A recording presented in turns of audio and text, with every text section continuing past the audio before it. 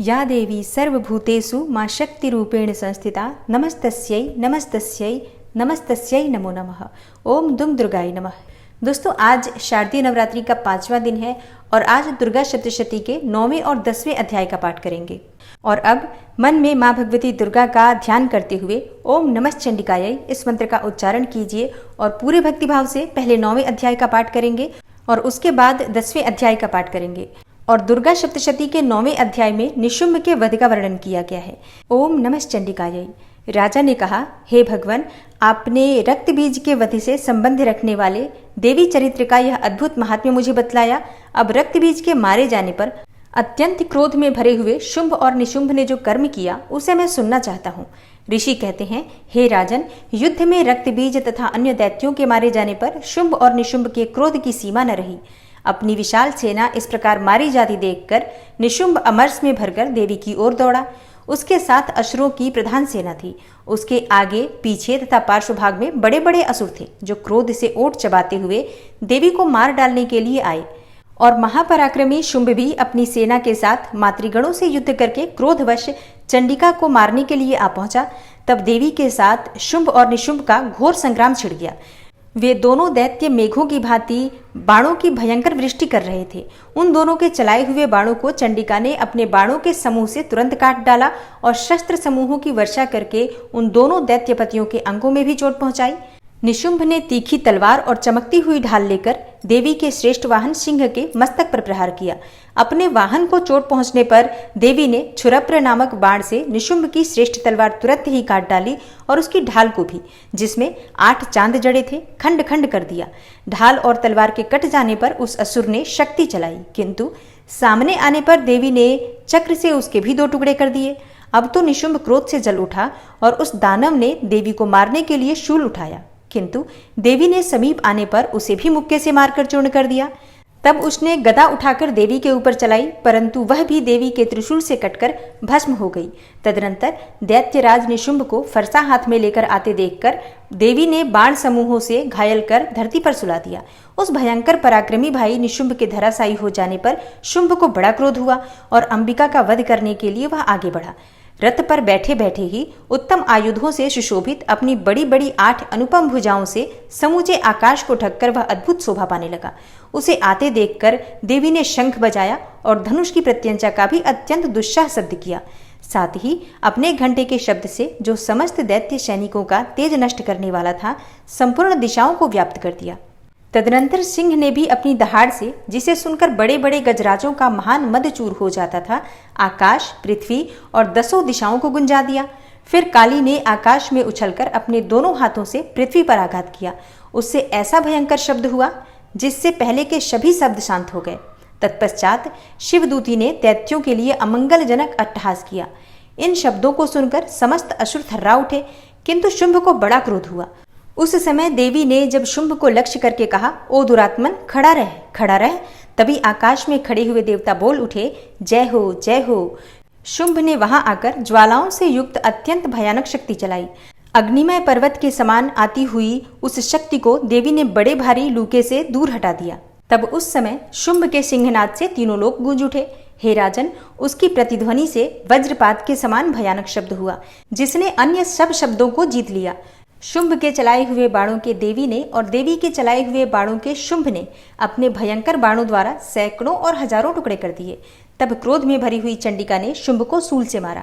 इसके आघात से मूर्छित हो वह पृथ्वी पर गिर पड़ा।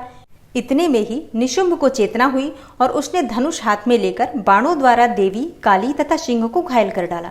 फिर उस दैत्यराज ने 10,000 बाहें बनाकर चक्रों के प्रहार से चंडिका को आच्छादित कर दिया। तब दुर्गम पीड़ा का नाश करने वाली भगवती दुर्गा ने कुपित होकर अपने बाणों से उन चक्रों तथा बाणों को काट गिराया। यह देखकर निशुंभ दैत्य सेना के साथ चंडिका का वध करने के लिए हाथ में गदा ले बड़े वेग से दौड़ा। उसके आते ही चंडी ने तीखी धार वाली तलवार से उसकी गदा को शीघ्र ही काट डाला। तब उसने शूल हाथ में ले लिया। देवताओं को पीड़ा देने वाले निशुंभ को शूल हाथ में लिए आते देख चंडिका ने वेग से चलाए हुए अपने शूल से उसकी छाती छेद डाली।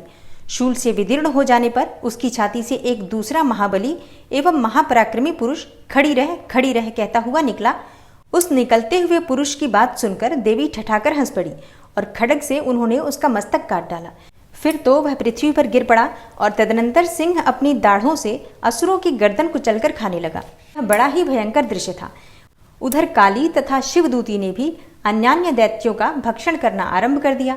कौमारी की शक्ति से विदीर्ण होकर कितने ही महादैत्य नष्ट हो गए। ब्रह्माणी के मंत्रपूत जल से निस्तेज होकर कितने ही भाग खड़े हुए। कितने ही दैत्य माहेश्वरी के त्रिशूल से छिन्न भिन्न हो धराशायी हो गए। वाराही के थुथुन के आघात से कितनों का पृथ्वी पर कचूमर निकल गया। वैष्णवी ने भी अपने चक्र से दानवों के टुकड़े टुकड़े कर डाले। ऐन्द्री के हाथ से छूटे हुए वज्र से भी कितने ही प्राणों से हाथ धो बैठे। कुछ असुर नष्ट हो गए, कुछ उस महायुद्ध से भाग गए तथा कितने ही काली शिवदूती तथा सिंह के ग्रास बन गए। ओम नमः चंडिकायै। इस प्रकार श्री मार्कंडेय पुराण में सावर्णिक मनवंतर की कथा के अंतर्गत देवी महात्म्य में निशुंभ वध नामक 9वां अध्याय पूरा हुआ। और अब आप सुनेंगे 10वां अध्याय। 10वें अध्याय में शुंभ के वध का वर्णन किया गया है। ऋषि कहते हैं, हे राजन, अपने प्राणों के समान प्यारे भाई निशुंभ को मारा गया देखकर तथा सारी सेना का संहार होता जानकर शुंभ ने कुपित होकर कहा, दुष्ट दुर्गे, तू बल के अभिमान में आकर झूठ मूठ का घमंड न दिखा। तू बड़ी मानिनी बनी हुई है, किंतु दूसरी स्त्रियों के बल का सहारा लेकर लड़ती है। देवी बोली, ओ दुष्ट, मैं अकेली ही हूँ। इस संसार में मेरे सिवा दूसरी कौन है? देख, ये मेरी ही विभूतियां हैं, अतः मुझ में ही प्रवेश कर रही हैं। तदनंतर ब्रह्माणी आदि समस्त देवियां अंबिका देवी के शरीर में ही लीन हो गईं। उस समय केवल अंबिका देवी ही रह गईं। देवी बोली, मैं अपनी ऐश्वर्य शक्ति से अनेकों रूपों में यहाँ उपस्थित हुई थी। उन सभी रूपों को मैंने समेट लिया है और अब अकेली ही युद्ध में खड़ी हूँ। तुम भी स्थिर हो जाओ। ऋषि कहते हैं, तदनंतर देवी और शुंभ दोनों में सब देवताओं तथा दानवों के देखते देखते भयंकर युद्ध छिड़ गया। बाणों की वर्षा तथा तीखे शस्त्रों एवं दारुण अस्त्रों के प्रहार के कारण उन दोनों का युद्ध सब लोगों के लिए बड़ा भयानक प्रतीत हो रहा था। उस समय अंबिका देवी ने जो सैकड़ों दिव्य अस्त्र छोड़े, उन्हें दैत्यराज शुंभ ने उनके निवारक अस्त्रों द्वारा काट डाला। इसी प्रकार शुंभ ने भी जो दिव्य अस्त्र चलाए, उन्हें परमेश्वरी ने भयंकर हुंकार शब्द के उच्चारण आदि द्वारा खिलवाड़ में ही नष्ट कर डाला। तब उस असुर ने सैकड़ों बाणों से देवी को आच्छादित कर दिया।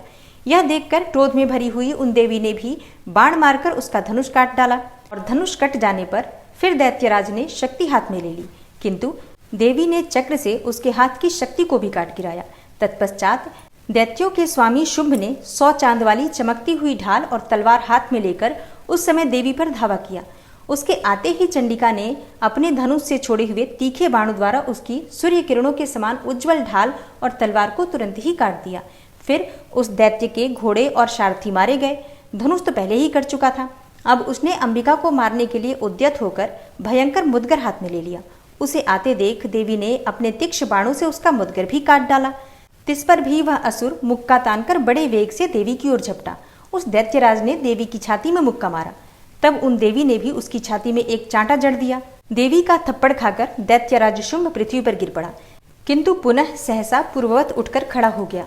फिर वह उछला और देवी को ऊपर ले जाकर आकाश में खड़ा हो गया। तब चंडिका आकाश में भी बिना किसी आधार के ही शुंभ के साथ युद्ध करने लगी। उस समय दैत्य और चंडिका आकाश में एक दूसरे से लड़ने लगे। उनका वह युद्ध पहले सिद्ध और मुनियों को विस्मय में डालने वाला हुआ। फिर अंबिका ने शुंभ के साथ बहुत देर तक युद्ध करने के पश्चात उसे उठाकर घुमाया और पृथ्वी पर पटक दिया। पटके जाने पर पृथ्वी पर आने के बाद वह दुष्टात्मा दैत्य पुनः चंडिका का वध करने के लिए उनकी ओर बड़े वेग से दौड़ा। तब समस्त दैत्यों के राजा शुंभ को अपनी ओर आते देखकर देवी ने त्रिशूल से उसकी छाती छेदकर उसे पृथ्वी पर गिरा दिया। देवी के शूल की धार से घायल होने पर उसके प्राण पखेरु उड़ गए और वह समुद्रों, द्वीपों तथा पर्वतों सहित समूची पृथ्वी को कंपाता हुआ पृथ्वी पर गिर पड़ा। तदनंतर उस दुरात्मा के मारे जाने पर संपूर्ण जगत प्रसन्न एवं पूर्ण स्वस्थ हो गया तथा आकाश स्वच्छ दिखाई देने लगा। पहले जो उत्पात सूचक मेघ और उल्कापात होते थे, वे सब शांत हो गए तथा उस दैत्य के मारे जाने पर नदियां भी ठीक मार्ग से बहने लगी। उस समय शुंभ की मृत्यु के बाद संपूर्ण देवताओं का हृदय हर्ष से भर गया और गंधर्वगण मधुर गीत गाने लगे। दूसरे गंधर्व बाजे बजाने लगे और अप्सराएं नाचने लगी। पवित्र वायु बहने लगी। सूर्य की प्रभा उत्तम हो गई। अग्निशाला की बुझी हुई आग अपने आप प्रज्वलित हो उठी तथा संपूर्ण दिशाओं के भयंकर शब्द शांत हो गए। ओम नमः चंडिकायै। इस प्रकार श्री मार्कंडेय पुराण में सावर्णिक मनवंतर की कथा के अंतर्गत देवी महात्म्य में शुंभवध नामक 10वां अध्याय पूरा हुआ। कल की कथा में आप सुनेंगे दुर्गा सप्तशती का 11वां अध्याय। और आज की वीडियो अगर आपको अच्छी लगी हो तो वीडियो को लाइक ज़रूर कीजिए, शेयर भी ज़रूर कीजिए फैमिली फ्रेंड्स के साथ। और चैनल पर पहली बार आए हैं, अभी तक आपने चैनल को सब्सक्राइब नहीं किया है, तो आज की वीडियो अगर आपको अच्छी लगे तो चैनल को सब्सक्राइब ज़रूर कर लीजिए और बेल बटन को भी प्रेस कर लीजिए। तो इससे ये होगा कि इस चैनल पर जो नई वीडियो अपलोड होंगी उनकी नोटिफिकेशन आपको सही समय पर प्राप्त होगी। मैं मिलती हूँ आपसे अगली वीडियो में, तब तक के लिए नमस्कार।